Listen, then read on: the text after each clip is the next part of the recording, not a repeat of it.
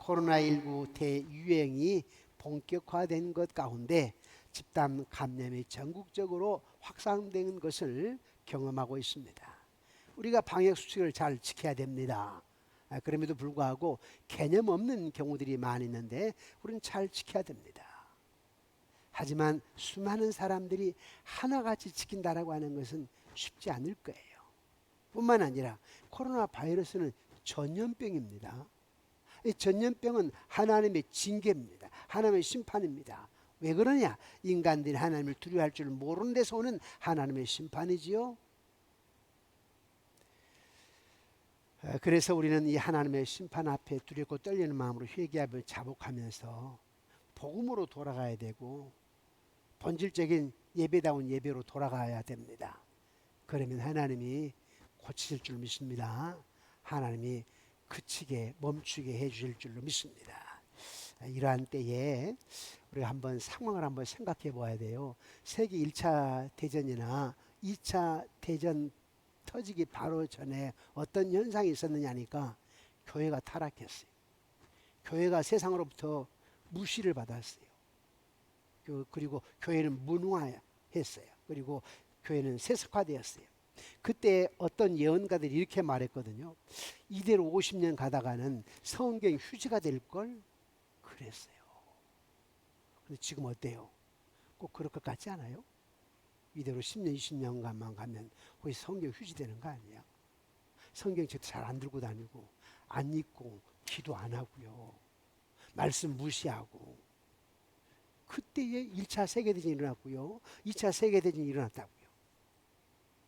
엄청난 많은 사람들이 죽었죠. 죽음을 맛보고 나서야 비로소 교회가 정신을 차렸습니다. 지금 우리가 이런 상황이 아닌가 싶은데 지금 교회가 온전히 정신을 차려야 될 때입니다. 자, 이러한 때에 성탄 시즌을 맞이해서 크리스마스의 메시지가 뭐냐? 크리스마스의 메시지. 오늘 본문은 이것이 크리스마스의 메시지다라고 말씀하고 있는데 그게 뭐냐? 아기 예수가 태어났는데 정사를 메었고, 이 말은 무슨 말이냐면 주님이 주관자다, 역사의 주관자다 이 말입니다. 주님이 만왕의 왕이다 이 말입니다. 대통령 왕?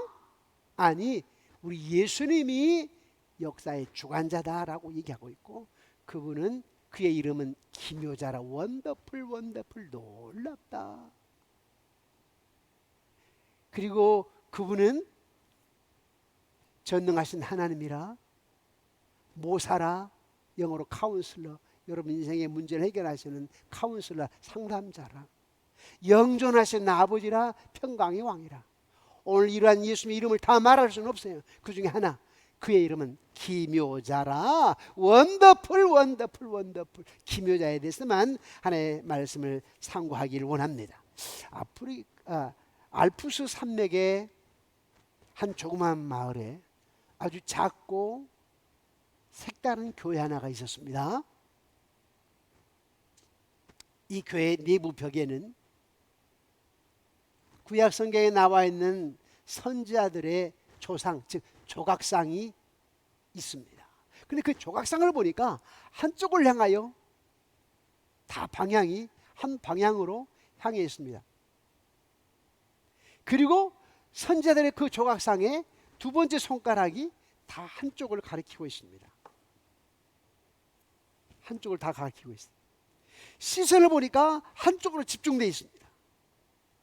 어디를 손가락을 가리키고 있을까? 시선이 어디로 향하고 있을까? 어디로 몸이 향하고 있을까? 보았더니 저쪽에 예수님의 조각상이 있었습니다.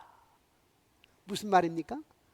구약의 선지자들은 하나같이 누구에 대해서 말씀을 선포하고 있고 무엇에 대해서 기록하고 있다? 메시아 예수 그리스도, 장차 오실 메시아 예수님에 대해서 기록하고 있습니다. 그런데 그 선지자들 중에서 특별히 더 이사야 선지자는 오실 메시아에 대해서 집중적으로 말씀하고 있습니다. 9장 2절에 보니까 흑암에 행하던 백성이 큰 빛을 보고 사망의 그늘을 진 땅에 거주하던 자에게 빛이 도다. 요한복음 1장에는 빛이 어둠 가운데 왔으나 어둠이 깨닫지 못하더라 그랬죠. 그러니까 요한복음 1장에 예수님이 오셨다고, 빛이신 예수님이 오셨다고. 근데 그러기 전에 이사야 선지자 때는 이사야 선지자가 뭐라고 얘기했어요? 흑암에 행하던 백성이 큰 빛을 보고 앞으로 빛을 보게 될 거라는 거예요. 빛이 올 거라는 거예요. 사망의 그 일당에 거주하던 자에게 빛이 비출 거라는 거예요. 그래 그렇게 얘기해놨는데 9장 6절 7절에 이렇게 말씀하고 있어요. 우리 함께 읽어볼까요? 9장 6, 7절 시작. 이는 한 아기가 우리에게 낳고 한 아들을 우리에게 주신 바 되었는데 그의 어깨에는 정사를 메었고 그의 이름은 기묘자라 모사라 전능하신 하나님이라 영존하신 아버지라 평강의 왕이라 할 것입니다. 오실 메시아 그분이 누구냐는 거죠.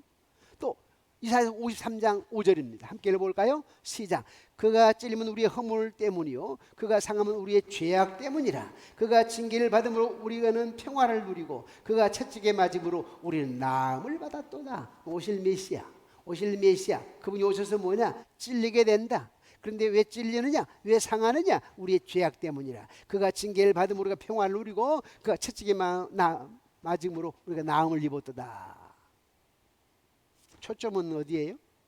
예수 그리스도입니다.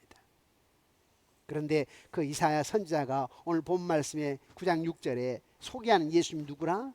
기묘자라. 원더풀 놀라운 분, 놀랍다 놀라워. 그런데 여러분 뭐가 놀라웁니까? 자, 예수님 하게 되면 여러분 뭐가 놀라워요? 이거 지금 이사야가 예수님은 원더풀에 그 이름 자체는 원더풀이래요. 뭐가 원더풀이에요? 그의 탄생부터 놀랍습니다. 뭐가 놀랍다고요? 그의 탄생부터 놀라워요. 우리 출생아가는 틀려요. 예수님의 탄생부터 놀랍습니다. 갈라디아 4장 4절 보니까 때가 참에 하나님이 그 아들을 보내서 우리에게 여자에게서 나게 하시고 율법 아래에 나게 하신 것은 그랬어요. 때가 참에 어떤 때일까요? 하나님께 사람을 죄로부터 구속하시기 위해서 아들을 세상에 보낼 만한 때가 되네 이 말입니다. 근데 그때가 언제였는가? 정치적으로는요 로마 제국으로 인하여서 교통과 무역이 발달해 가지고 복음을 전하기에 가장 합당한 때에 이 말. 이스라엘 땅 지구의 한 센터에 그것도 팍스 로마 모든 길은 로마로 로마가 무역과 교통의 발달로 해가지고 복음이 전파되기 가장 적합한 때에 그 길을 열어놓았을 때에 문화적으로는 기원전 4세기경 알렉산더 대왕이 문화 정책으로 인하여서 히랍 문화와 히랍어를 유럽과 아시아 전 지역에 널리 퍼뜨리게 했는데 로마 제국이 히랍어를 상용어로 만들었어요. 로마 제국이 그 히랍어를 학문적 언어로 채택을 했어요. 그래서 구약 성경이 히랍어로 기록되어 있는데 히랍어를 아는 사람들이 가서 복음을 전하기에 의사소통이 잘 되게 할 때에 주님이 오셨다는 거예요. 종교적으로는 어떤 때냐? 유대교와 히랍 로마 종교가 기독교 복음 전파의 가교 역할을 할 만한 때에 주님이 오셨다는 거예요. 왜요? 유대교인들은요 로마 제국의 각처에 흩어져 가지고 살면서 남자 10명만 모이면 회당을 지었어요. 회당을. 우리 한국교회 초창기도 역시 마찬가지지요. 여기저기에서 사람들이 모여가지고 교회가 개척이 되고 교회가 시작이 됐지 않습니까? 유대교인들이 로마의 핍박을 받으면서 여기저기 흩어졌는데 그런데 거기에 유대교인들 10명만 모이면 회당을 지었다니까요. 그래서 예수님이 오시고 예수님이 이제 나중에 그 회당에서 복음을 전파하기에 좋은 때에 예수님이 오셨다는 거예요. 우리나라도 역시 마찬가지죠. 우리나라에 고유 토속적인 미신 종교가 있었어요. 그게 복복복. 그런데 우리 기독교 복음과는 상치되지만 그럼에도 불구하고 기독교 복음이 널리 전파되기 합당한 때에 성령께서 오셨어. 그러면 자 그것이 놀라운데 정치적으로 종교적으로 문화적으로 합당한 때 주님이 오셨는데 왜 주님이 오셨을 때 아기 예수로 오셨을까? 로마 군병처럼 큰 칼 차고 위험 있게 오시면 좋겠는데, 성인 남자로 오셨으면 좋겠는데, 아니면 강대한 왕으로 오셨으면 좋겠는데 왜 아기 예수로 오셨을까요? 아기 예수로. 왜 아기 예수였을까요? 그것은 말입니다, 아기 예수로 오셔가지고 보통 사람들처럼 자라는 과정 가운데서 모든 욕망, 모든 시험, 모든 유혹을 이기면서 다 인간의 그런 모든 욕망, 시험, 유혹을 알게 하기 위해서 우리 예수님이 인성과 신성을 입고 오셨는데 왜 인성을 입고 오셨을까요? 체득하기 위해서. 인간들이 이렇구나, 이런 다 아시지만 그걸 알리기 위해서. 그리고 여러분, 이 세상에 예수님께서 오실 때에 모든 사람들이 태어날 때는 남자와 여자의 관계를 통해서 태어나지만은 우리 예수님은 그런 관계가 아니었어요. 처녀 마리아의 몸을 사용하셨어요. 마리아는 하나님께서 그의 목적을 이루시기 위해서 사용된 그릇이에요. 천주교처럼 마리아가 신이 아닙니다.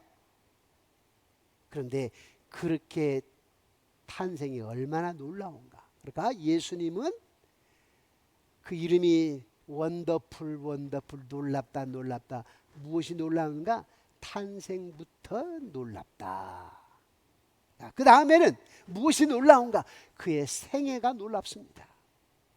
그의 삶이 놀랍다는 거예요. 예수는 단 한 가지의 죄도 범한 일이 없습니다. 우리는 모든 사람이 죄를 범하였음에 그래요.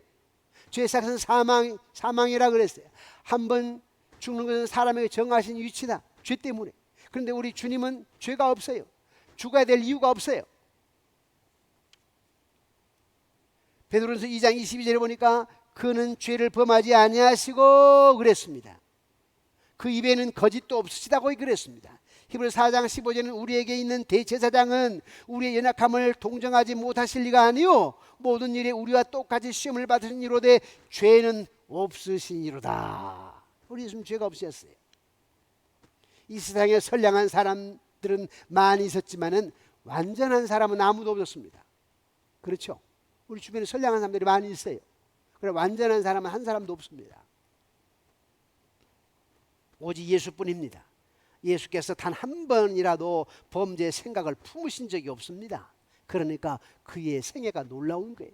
또 그의 생애가 얼마나 놀랍습니까? 우리도 이웃을 좀 돌본다고 하는데 우리가 돌보는 상태가 아니에요. 우리 지금 고아와 과부를 돌보셨죠. 저도 목회를 하면서 우리 교인들 어려운 사람 돕는다 생각해 본다라고 하는데 다 가지 못해. 마음이 다 가지 못해요.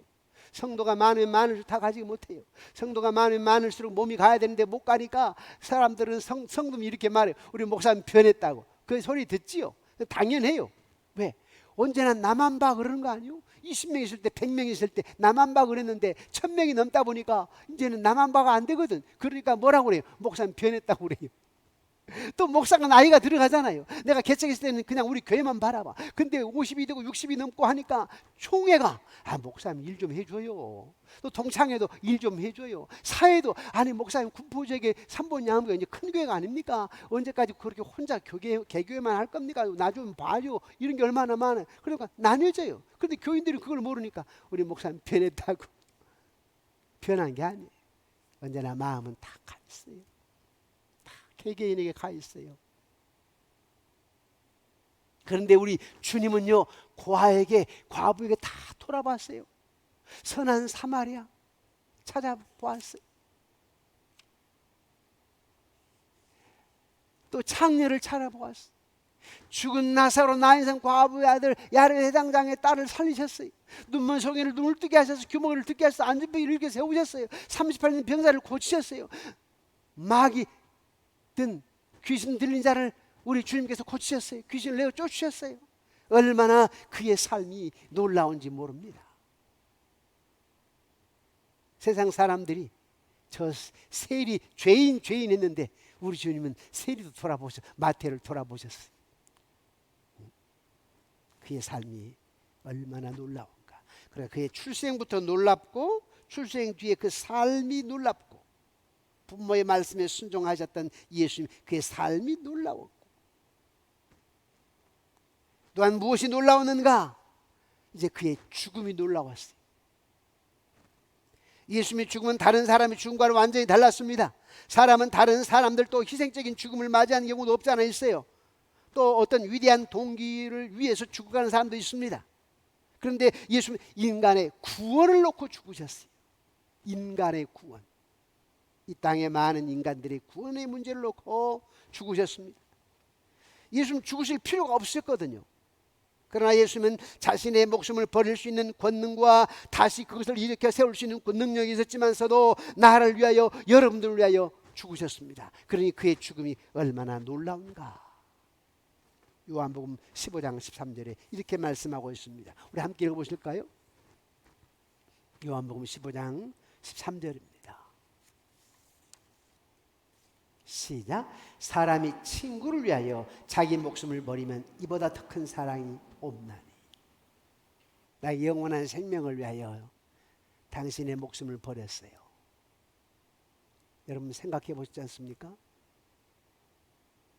골고다 언덕을 향하여 끌려가시는 예수 그리스도, 나 때문에 채찍을 맞은 예수 그리스도, 내가 못 박혀야 되는데 대신 박히신 예수 그리스도, 내가 창에 찔려서 피를 다 쏟아야 되는데, 죽어야 되는데, 예수님께 십자가상에서 6시간 달리실 때 그 피를 다, 물을 다 쏟으시면서 사실 말라 죽어가는 그 모습, 못 박힌 자국의 통증, 그걸 우리가 경험해야 되는데 예수님이 나를 위해 대신 죽으셨다. 그 죽음이 얼마나 놀라운가. 이렇게 죽을 사람이 있습니까? 아니, 뭐 일본 가가지고 우리 유학생이 말입니다, 누굴 살리기 위해서 죽는 경우도 있어요. 그런데 이렇게 못에 찔리고 창에 찔려가 6시간 매달려 있으면서 죽을 사람 어디 있냐고. 6시간 매달려 있으면서. 물론 우리 주기철 목사님이야 우리 예수님 십자가 때문에 죽으셨지만 어떤 인간을 위해서 그렇게 죽을 사람이 어디 있냐고. 예수님이 돌아가시는 모습을 보십시오. 6시간이란 긴 시간을 십자가에 달려 계셨는데 태양까지도 슬픔을 참지 못해 얼굴을 가렸다고 말하지 않습니까? 얼마나 죽음이 놀라워요? 그리고 오후 3시에 고뇌와 격렬한 고통을 겪고 나서, 그리고 마지막 운명하는 순간 다 이루었다. 이야, 참 놀랍죠? 다 이루었다. 저는 임종을 많이 지켜보았어요. 그런데 80이 가까운 남 집사님이 마지막 고통스러운 죽어가면서 엄마 하고 엄마를 찾으며 울며, 어떤 사람은 직분을 가지고 있음에도 불구하고 아내를 원망하고 세상을 원망하고 임종을 맞이하는 직분자도 있고, 우리 김한란 박사가 제자들이 찾아왔을 때에 나를 위해 울지 말아라 하면서 나는 천국에 간다 하면서 하늘 간 밝은 길이 내 앞에 웃으면서, 이것도 그럴 사람이 얼마나 있겠는가. 나는 그렇게 임종을 보지만 한 분 봤어, 한 분. 지금까지. 뭐 권사님, 우리 교인은 아니었어요, 죄송하지만. 주님께서 말씀하십니다.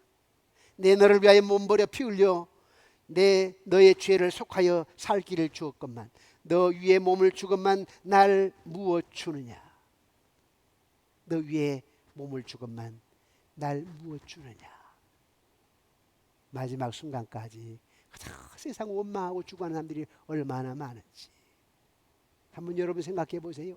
여러분이 죽음을 맞이할 때에 우리 아이들 다, 손자, 아들, 딸, 며느리 다 불러놓고 여기까지 인도하신 은혜, 하나님의 은혜가 얼마나 감사한지 모른다.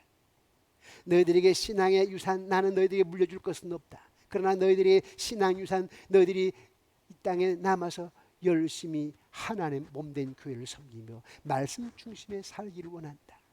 아빠가 먼저 천국에 가는데 천국에서 만나자꾸나. 멋지게 영적인 승리, 멋지게 인생의 경주자가 되었다가 천국에서 만나자 말할 수 있는 사람이 얼마나 있을까 하면은, 여러분 그런 사람이 되시기를 주님의 이름으로 축원합니다.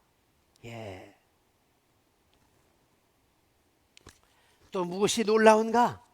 자, 아까 탄생부터 놀라웠다. 그의 삶이 놀라웠다. 생애가. 그리고 그의 죽음이 놀라웠다. 죽음 다음에 뭐예요? 부활. 그의 부활이 놀라웠습니다. 유대인들은 예수님을 죽이고 그를 장사했습니다. 그러나 이 땅에 어떤 무덤도 예수님을 품을 수는 없었습니다. 사흘째 되던 예수님은 그렇게 되리라고 예언하신 대로 무덤에서 일어나셨습니다. 영원히 살게 되신 것입니다. 부활은 그가 하나님의 아들이심을 증거하셨습니다. 그리고 우리에게 부활의 첫 열매가 되고 다음 열매는 너희들이다 라고 말씀하신 것입니다. 기독교와 다른 모든 종교 창시자들의 다른 점이 뭔지 아십니까? 우리 기독교 예수 그리스도께서는 무덤으로부터 일어나서 다시 사셨다는 것입니다. 무덤이 비어있다는 것입니다. 그러나 모하메드나 공자나 석가나 다른 종교 창시된 무덤에는 여기 그가 잠들다 그렇게 다 되어 있는 거 아니에요?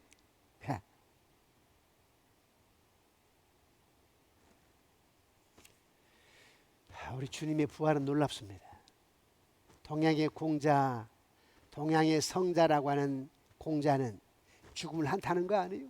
자기를 태산이라고 비유했고 동쪽에 떠오르는 태양이라고 비유를 해가지고 죽음이 임박했을 때에 그 죽음을 한탄하면서 태산이 무너지고 동양이 기울어지도다 그랬어요. 죽음을 한탄했어요. 로마의 논개 키케로는 자기 딸 줄리아의 무덤 앞에 가가지고 이것이 너의 생명이었더냐 죽음을 한탄했어요. 그러나 우리 예수님은 나는 부활이 생명이니라고 말씀하셨어요. 요한복음 11장 28절에 예수님의 부활이 얼마나 놀라운가. 또 무엇이 놀라운가? 부활 다음에 예수님의 부활 다음에 무엇이 이루어졌습니까? 승천이죠. 승천이 놀라워요. 한번 볼까요? 예수님의 탄생이 놀라웠지요. 그의 삶 생애가 놀라웠지요. 그의 죽음이 놀라웠지요. 그의 부활이 놀라웠지요. 이제는 승천이 놀라워요. 1961년 봄이었죠. 러시아의 유리 가가린이 인류 최초 우주인이 되었어요. 세계 모든 사람들이 인간의 4시간 48분 우주 비행 인간 과학이 이룩한 위협 앞에 얼마나 놀라워했습니까? 4시간 48분. 그것도. 그리고 8년 후였죠. 1969년 7월 16일 미국의 암스트롱 아폴로 11호를 타고 달에 착륙해서 약 2시간 반이 있었어요. 거기에서 지진계를 그다음 레이더 반사경을 설치를 해놓고 왔지요. 그리고 토양 샘플로 가지고 왔어요. 얼마나 놀라웠습니까? 그러나 사람이 우주 공간에 올려진 것은 이것이 처음 있는 일은 아닙니다. 부활이죠. 부활. 40일 동안 계셨고 그리고 제자들 데리고 감난산에 올라가셨죠. 그리고 제자들이 놀람으로 입을 닫지 못할 정도로 그들이 지켜보는 가운데 주님은 올라가 승천하셨어요.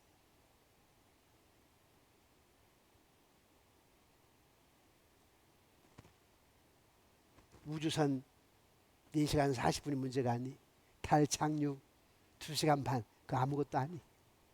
우리는 부활에 40일 동안 계셨고 그리고 승천하 영원히 계세요. 그리고 그의 승천이 얼마나 놀라운가.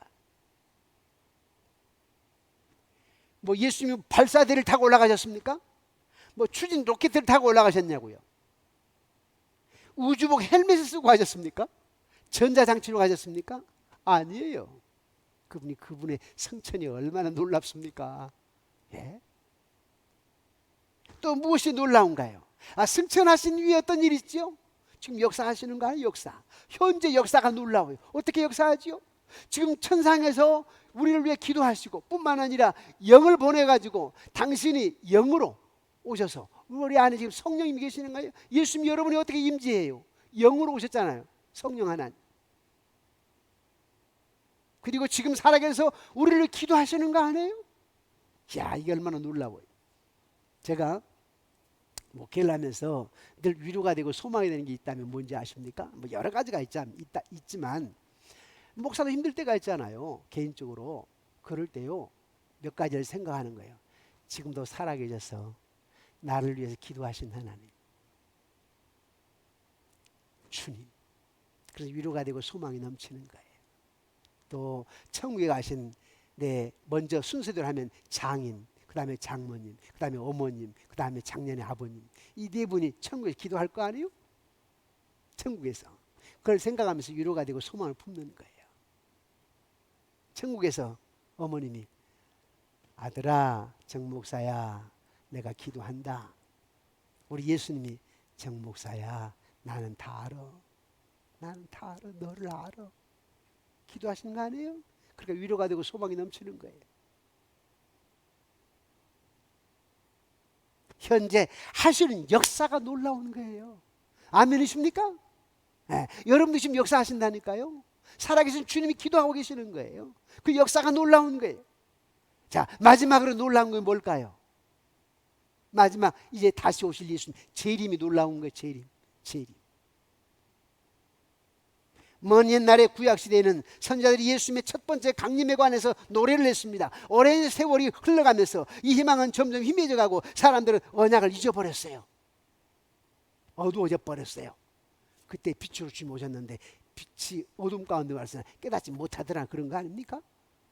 근데 지금 그래요. 지금 주님의 재림이 임박한 거예요. 그런데 깨닫지를 못해요. 재림 신앙이 없어요. 이단들이 말이죠. 몇 월 며칠 날 주님 오신다 해놓고 안 오셨지 않습니까? 그러니까 거기에 속은 거예요. 그래 놓고는 이제 우리 교인들이 거기에 휘말려 들어가가지고 주님이 언제 오셔 해가지고 재림 신앙이 없어져 버렸어요.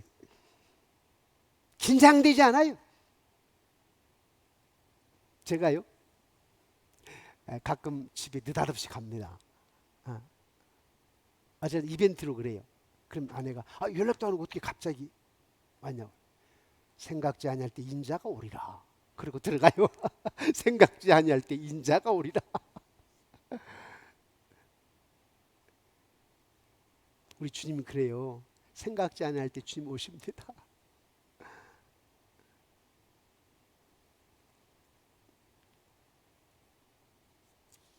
그런데요, 사탄이 그걸 이용해요. 여러분들 하면 재림신앙을 뺏어가 버려요. 그런데 이 재림신앙이 왜 중요한지 아십니까? 이 재림신앙을 갖게 되면 내가 더 긴장하잖아요. 깨어있잖아요. 그래도 뭐 미루고 하지만 그래도 재림신앙이 있으면 안 미루고 하잖아요. 제가 우리 장로들을 보았어요. 어렵게 사시잖아요. 어렵게 사신 장로들이 계세요. 그런데도 꼬박꼬박 11조 하시면서 그 모습을 주님이 어찌 모르시겠는가 싶어서 기도하지. 제가 견주어 보아요. 40에 그래도 집이 반대한 집이 있는데 우리 한 장로님은 어떤 분은 없단 말이에요. 전에는 그래도 잘 사셨는데 이 목사의 마음이 하나님 집도 주셔야 되고요. 우리 아들 딸 나중에 크게 축복하셔야 됩니다. 기도하지요. 다 그렇게 하신 이유가 뭐예요?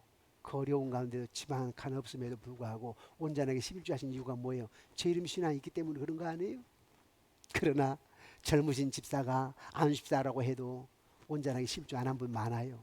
요즘 지금 연말을 맞이해서 이제 다음에 곧 우리 임직도 해야 되고 공동회를 통해서 임직 피택을 해야 되는데 코로나 때문에 지금 계속 미루고 있는데 그래서 제가 한번 11조 명단을 쭉 빼봐 우리 온 교원들의 헌금 상태를 보았어요. 지난주에.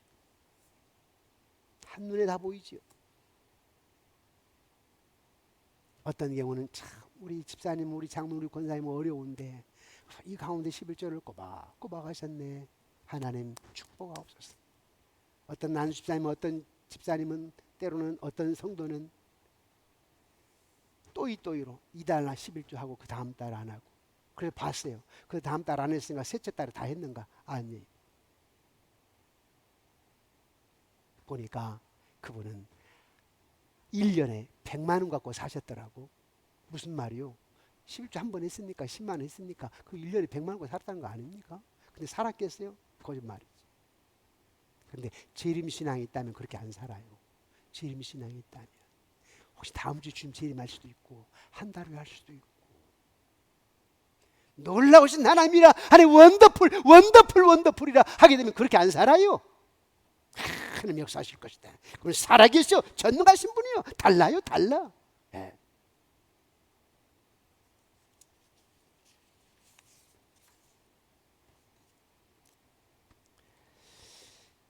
말씀을 맺겠습니다. 이 영상 예배이기 때문에 제가 설교를 가능한 10분 정도 좀 줄이려고 하는데, 그래서 우리 찬송도 두 절씩만 해요. 왜냐하면 우리가 여기서 드리는 입장에는 틀리는데 영상으로 보는 사람들은 또 틀리거든요. 그래서 두 절씩만 하는데, 제가 오늘 일부러 하다 보니까 네 절을 했더니 벌써 저기 화면이 안 나오잖아요. 두 절만 다 준비해놔가지고. 네? 자, 크리스마스의 메시지가 뭔가? 이것이 크리스마스의 메시지다. 이사야서 9장 6절에 보니까 그는 정사를 메웠고 역사의 주관자고, 그분은 기묘자고, 그분은 모사, 카운슬러, 상담자고, 그분은 전능하신 하나님이시고 영존하신 아버지시고 평강의 왕이시라.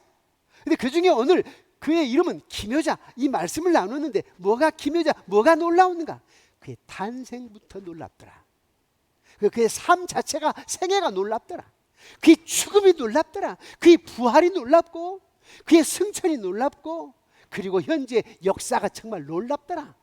또 뭐가 놀랍니까? 이제 제 이름이 놀랍다. 생각지 아니할 때 인자가 오는데 반드시, 구약의 선자들이 그렇게 주님 오신다고 초림하신다고 했는데 다 기억하지 못해서 잊어버렸어. 그러나 빛이 왔지만은 어둠 가운데 깨닫지 못했어. 근데 지금이 그런 상태라. 그러니까 지금 우리가 어떻게 해야 되느냐? 주의 제 이름을 바라보자. 그분 놀라움은 반드시 이루어진다. 그런데 또 뭐가 놀라웠냐? 그분이 지금 내 안에 계시기 때문에 우리의 삶 앞으로가 놀랍게 활짝 열리리라. 에? 여러분 자녀를 바라보면서 앞으로 내 자녀 인생이 활짝 열리리라. 왜? 그분 놀라우신 분이니까. 나 우리 3번 양문교회 앞길이 활짝 열리리라. 제가 꼭 매일 아침에 출근하게 되면 책상에 앉기 전에 벌써 창문 딱 봐요. 지금 공사 현장. 우리 장로님 옥상에 가게 되면 진척이 많이 됐어요. 벌써 지난 며칠 동안에는 우리 옆에 이 앞에 이 사거리, 이 나가는 길을 하기 위해서 높게 그 길을 흙으로 싹 메꿨어요. 이렇게 길이란 거 표시가 나요. 그리고 딱 한눈에 보면은 이 전체 아파트의 길이 이렇게 되는구나. 지금 길을 지금 다 흙으로 지금 다져가고 있어요. 흙으로. 그러면서 교회 지어놓고 10년 동안 힘들었는데, 10년 동안, 그러나 우리 하나님이 다 이렇게 열어가시는구나.